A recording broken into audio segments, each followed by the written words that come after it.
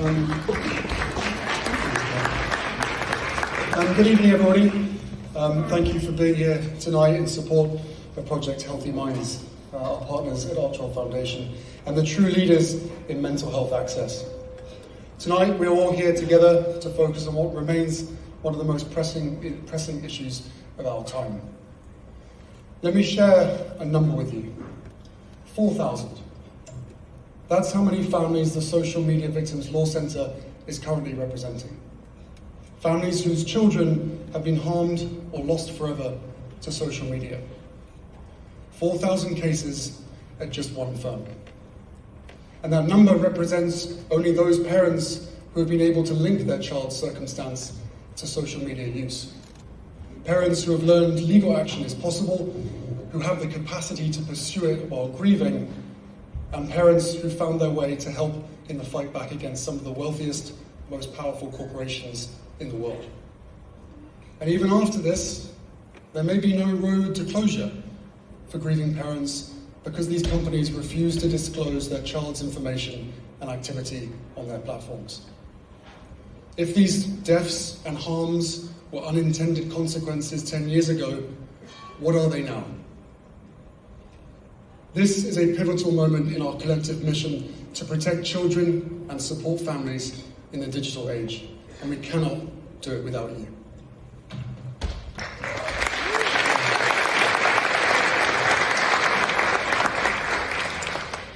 Our children, Archie and Lily, are just 6 and 4 years old. Can you believe it?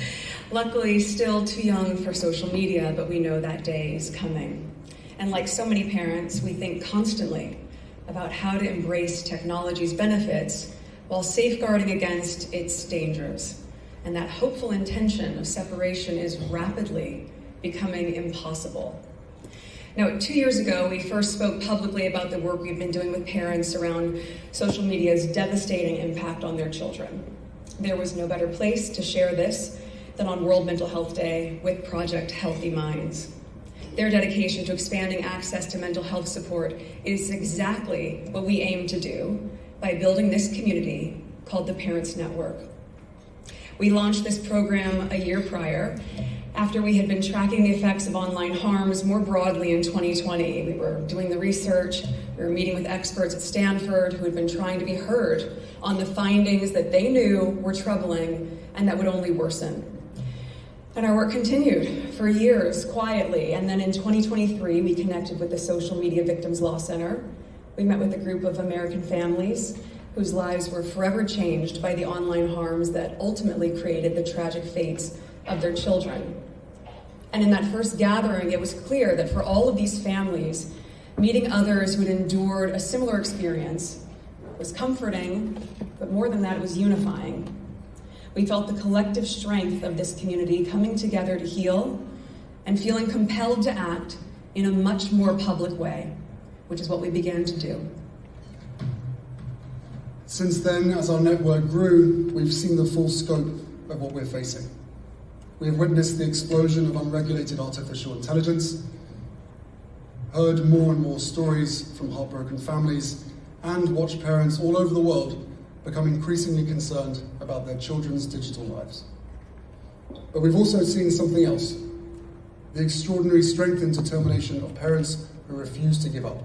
Because in any ordinary or logical situation, those responsible for creating the conditions and facilitating the circumstances where children are led and lured to such harm would be held accountable. We are so proud that so many of these brave parents are taking a stand, dedicating themselves to fighting for change in a David versus Goliath situation. Every once in a while, a moment comes along that reminds the world what genuine leadership looks like. Not the kind that hides behind privilege or power, but the kind that steps forward with courage, heart, and empathy. This was one of those moments. When Prince Harry and Meghan Sussex walked into the Project Healthy Minds Gala in New York, the atmosphere shifted. It wasn't about glamour or royal titles. It was about purpose. Two people standing together, hand in hand, ready to confront one of the most urgent issues of our time. the impact of social media on mental health and the lives of children. The applause that greeted them wasn't the shallow cheer of celebrity, it was respect. Meghan Sussex, radiant yet grounded, spoke with the calm conviction of a mother who has seen enough of the world to know what truly matters. Her words reached beyond the glittering chandeliers and into the hearts of every parent listening. She spoke of fear, the quiet, gnawing fear every parent feels when raising children in a digital world that moves faster than compassion. She didn't speak as a duchess or an icon.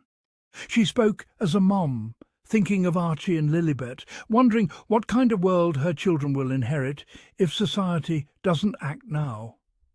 Then came Harry. When he took the stage, the room fell silent, not out of obligation, but out of admiration. His words carried the weight of truth. He spoke of 4,000 families represented by just one law centre, families whose children had been harmed or lost forever because of social media exploitation. His voice trembled not from weakness, but from humanity.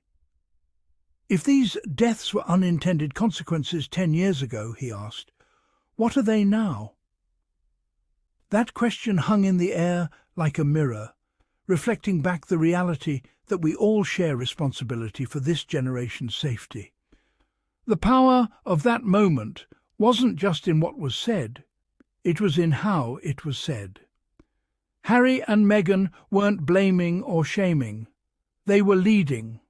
Through their Archewell Foundation, they have turned pain into purpose, grief into action, and compassion into policy. They've stood beside parents who have lost children, listened to stories that would break most hearts, and refused to let silence be the final word. Their Archewell Parents Network has become a sanctuary where families can connect, heal, and find the strength to keep fighting. It's not a PR stunt, it's a movement built on empathy. At the gala, they announced a powerful partnership between Archewell's Parents Network and Parents Together, an advocacy group demanding stronger laws to protect children online. This wasn't about headlines. It was about real-world impact. They're taking on billion-dollar corporations that have thrived on algorithms while ignoring accountability. They're amplifying the voices of parents who once felt invisible. They're turning private pain into public progress. That's not celebrity activism, that's leadership in its purest form. What makes Harry and Meghan's mission so extraordinary is that it comes from authenticity. Long before Archewell, Harry's commitment to mental health began with Heads Together, a groundbreaking campaign that changed how the UK talks about emotional well-being. Meghan's dedication to women's empowerment and workplace wellness has helped countless women rediscover confidence and purpose. Together, they have built a global movement that says, service isn't about status, it's about soul. While tabloids waste ink trying to tear them down, Harry and Meghan quietly keep building, one family, one initiative, one hopeful step at a time. The night of the Project Healthy Minds Gala wasn't just an awards evening. It was a testament to what compassion can do when it's given power. As the CEO of Project Healthy Minds put it, their leadership has transformed awareness into action. And that's the difference between performance and purpose. Anyone can talk about change, but it takes courage to be change. It takes love to stand in the spotlight and use it to illuminate someone else's darkness. Harry's speech reminded the world why he has always stood out among royals. Behind the medals and titles is a soldier, a husband, a father, a man who has walked through loss, trauma and scrutiny, yet continues to serve. His words weren't rehearsed for applause, they were born of experience. He knows what it means to lose peace of mind to relentless public intrusion. And now he fights so that no parent loses a child to digital neglect. That's integrity, the kind of integrity money and status can't buy. And Meghan, poised, empathetic and steadfast, continues to be the symbol of what modern compassion looks like. She could have retreated, but instead she's chosen to rise, again and again, using her voice for those who have none. She has shown that motherhood and leadership can coexist, that vulnerability is strength, and that kindness is not a weakness, but a revolution. For those still trying to twist their story into something negative, it's time to face the truth. The Duke and Duchess of Sussex are not the villains of some royal soap opera. They are the architects of a kinder future. While others cling to outdated hierarchies and bitter gossip, Harry and Meghan are out there doing the work, saving lives, promoting awareness, and giving families the tools to rebuild. You can't tear down what's built on genuine love and service. As the night in New York came to a close, it was clear this wasn't about trophies or titles. It was about a promise to keep fighting for safer online spaces, for transparency, and for every child who deserves a childhood free from digital harm. Harry and Meghan have proven that you don't need a palace to make an impact. You need purpose, and that they have in abundance. Their journey reminds us that service isn't a privilege, it's a calling. And they've answered it with grace, humility, and unwavering dedication. When the noise of tabloids fades, what will remain is their legacy.